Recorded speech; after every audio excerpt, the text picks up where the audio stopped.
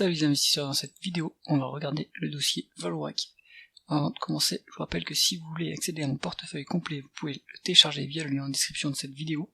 Pensez à vous abonner à la chaîne pour ne pas rater les prochaines mises à jour. On commence tout de suite avec le cours de l'action Vallourec, donc le spécialiste tube en acier sans soudure pour le secteur pétrolier. Donc on voit que après le crash de 2020, le cours est en train de remonter avec une pente, on va dire, assez faible, mais quand même en croissance.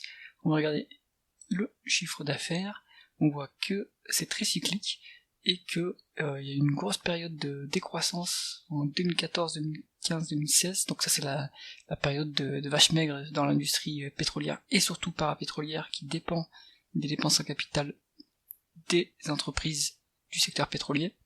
Donc on voit que en médiane on est sur une croissance de 4,5%, dernièrement on est à ce niveau-là, donc ça c'est plutôt positif. On voit qu'il y a eu quelques acquisitions, mais rien de significatif sur les dernières années. On regarde les taux de marge, on voit que c'est en remontée depuis 2016, après les taux de marge d'EBITDA étaient négatifs jusqu'à 2017, donc l'entreprise a essuyé des pertes depuis pas mal d'années, et puis là on se retrouve, si on zoome sur les quelques dernières années, on se retrouve avec des niveaux assez bons en taux de marge, notamment le taux de marge net est près des 10%, donc le management a bien réussi à s'éloigner du seuil de rentabilité, ça c'est plutôt positif, donc là on est typiquement sur un dossier recovery, donc là-dessus on aime bien ce qu'on voit. On va regarder si l'entreprise est rentable d'un point de vue opérationnel.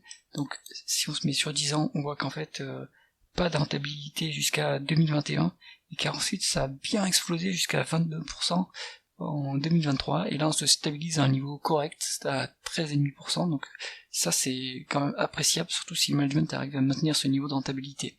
On va regarder tout de suite s'il y a de la dette sur le dossier. On voit que la dette est faible, elle est même pas à un quart de l'EBITDA, et au niveau des free cash flow, donc rien à signaler sur ce bilan qui est très sain. On va ensuite regarder si l'entreprise arrive à convertir ses bénéfices nets en free cash flow. On voit que sur 10 ans, en fait, l'entreprise a cumulé 20 milliards de pertes. Maintenant, il y a dû avoir des dépréciations pour que l'écart soit si énorme avec les free cash flow, même si les free cash flow sont négatifs. Donc, on voit qu'il y a eu quand même 10 milliards de dépréciation. Après, ça explique pas toute la différence, mais c'est une partie. Mais on va voir si on se place sur les quelques dernières années. Ouais, sur 3 ans cumulés, on arrive à faire quand même 1,5 milliard de bénéfices nets et 900 millions de free cash flow. Et si on regarde les dépréciations et les capex qui viennent un peu baisser ces bénéfices nets, ouais, il y a un peu de capex sur la période. Il doit y avoir quand même des dépréciations qui compensent. Donc là, il faut aller dans le tableau de trésorerie, voir un peu comment ça se détaille au niveau des free cash flow.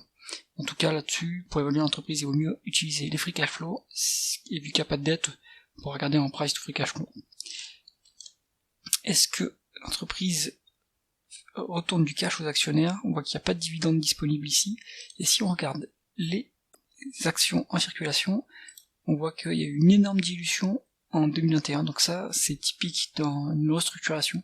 Donc en 2021, l'entreprise a dû faire une énorme augmentation de capital pour effacer la dette.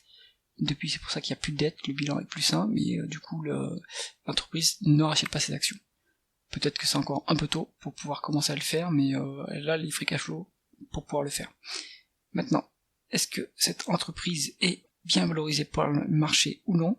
On va regarder ça en price to free cash flow.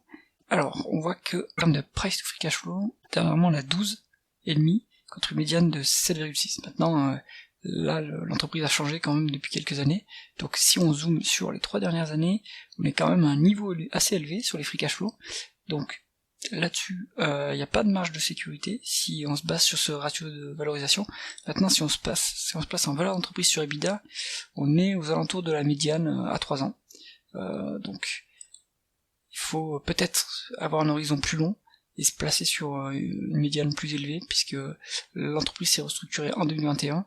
Il y a eu un cycle haussier sur le pétrole et donc sur les dépenses en capital des pétroliers jusqu'en 2022, et ensuite ça a quand même un peu baissé. Si ce niveau-là reflète la vraie valorisation médiane de l'entreprise, on est sur une décote de 50%. Donc là, il va falloir il va falloir faire un mix des valorisations entre price to free cash flow, les free cash flow sont peut-être cycliquement bas, contre des EBITDA qui sont assez élevés finalement. Donc conclusion du dossier, Vallourec c'est un dossier qui se regarde, c'est une recovery qui est en train de réussir. Maintenant il faut voir si les entreprises, quelles sont les perspectives du secteur, est-ce que les entreprises pétrolières vont maintenir ou augmenter leurs dépenses en capital, et du coup faire en sorte que Vallourec ait des débouchés pour son activité. Donc là ça se passe dans les rapports financiers des groupes pétroliers, et surtout il faut regarder leurs dépenses en capital et leurs prévisions de dépenses en capital. C'est tout pour cette analyse. Si vous avez aimé mon travail, mettez un pouce vers le haut à cette vidéo et pensez à vous abonner à la chaîne. À bientôt.